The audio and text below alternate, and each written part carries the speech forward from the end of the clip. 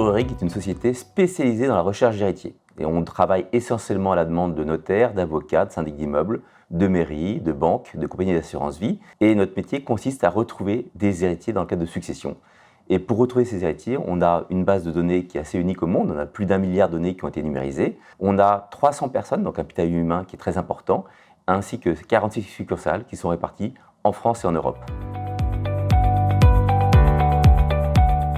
Couturerie, c'était une opération qu'on qualifie de primaire, c'est-à-dire que c'est la première fois qu'un dirigeant accueille à son capital un investisseur financier. C'est des opérations qu'on affectionne particulièrement chez Cabza, qui nécessitent de la conviction sur ce qu'on est capable d'apporter, mais aussi de la pédagogie sur notre rôle d'investisseur, comment ça se traduit, comment on est capable d'accompagner le développement du groupe, aussi bien en organique que par croissance externe, en France et à l'international. Il y a un peu plus de 3 ans, j'avais un plafond de verre au-dessus de moi et je me suis rendu compte que si je voulais que ma société continue à progresser, parce qu'on était en forte progression, il fallait absolument que je sois accompagné par des spécialistes de ce type d'investissement.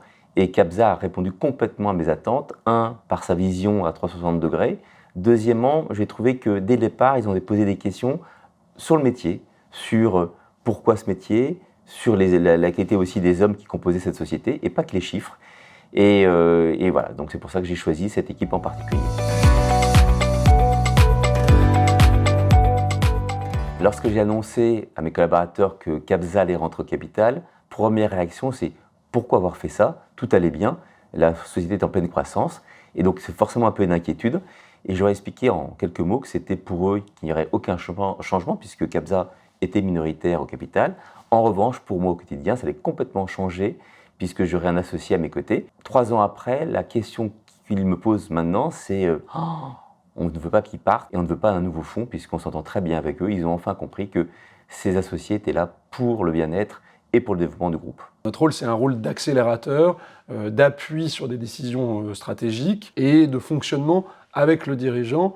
Et donc, je sais que j'aime bien cette expression que pour les salariés, tout change mais rien ne change dans l'orientation et dans leur quotidien de fonctionnement. Alors très vite avec Cabza, on s'est mis autour d'une table pour se dire finalement pourquoi s'associer ensemble et quels sont les leviers de croissance possibles. Donc on a listé 4 leviers essentiellement. Le premier, c'était structurer un peu les fonctions support. Le deuxième, c'est développer plus l'international. Le troisième, remettre à jour complètement tout ce qui est IT. Et quatrième, faire des build-up. Les premiers piliers de ce plan de développement, ça va être la croissance. Et la croissance, c'est la croissance organique, l'ouverture de nouvelles succursales, les acquisitions, et puis tous les outils, les moyens qu'on va pouvoir mettre autour de ces enjeux de développement. Le recrutement, c'est un enjeu clé, encore plus fort aujourd'hui, la capacité à attirer des talents, à recruter les bonnes équipes, que ce soit à la direction financière, à la direction technique, dans les équipes de généalogie successorale. La fidélisation des équipes, projeter les équipes et projeter des carrières à l'intérieur du groupe, et puis investir dans les outils, dans les moyens, et notamment dans les outils digitaux. Il faut faire rentrer pour moi un fonds, ni trop tôt ni trop tard. Il faut faire le rentrer au moment où on a l'impression d'être tout en haut de la montagne et lorsqu'il y a encore une croissance possible. Et dans le choix, moi ce qui m'a guidé avant tout, c'est le choix humain. C'était de voir quelles étaient les équipes qui allaient gérer l'association avec moi.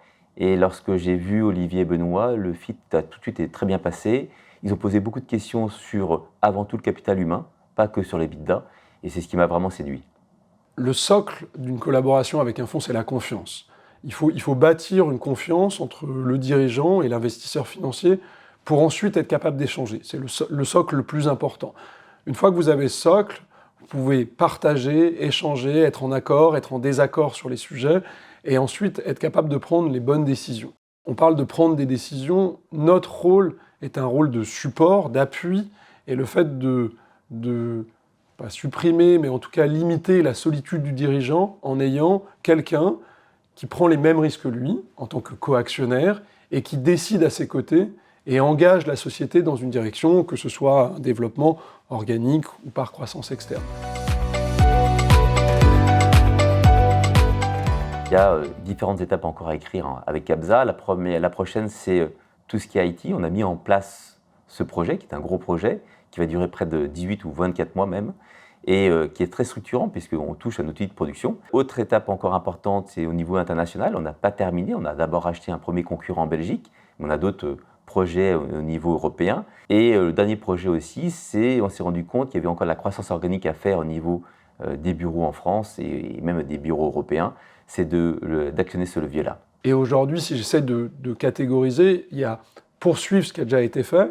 Et quand je dis poursuivre, ça veut dire le développement géographique, qui soit en France et à l'international, soit par ouverture de succursales, soit par acquisition d'acteurs concurrents. Ça, c'est un des premiers socles de développement de la société. Et on est loin d'avoir couvert l'ensemble du territoire. Le deuxième élément, c'est la poursuite de l'investissement et du développement des outils digitaux, à la fois sur la partie base de données, sur la partie outils métiers, sur la partie intranet, extranet, vis-à-vis des acteurs qui collaborent avec Couture-Auric, que ce soit les notaires ou les héritiers. Et puis, pour ça, poursuivre les recrutements, continuer à attirer les talents sur chacune des dimensions qui composent le groupe.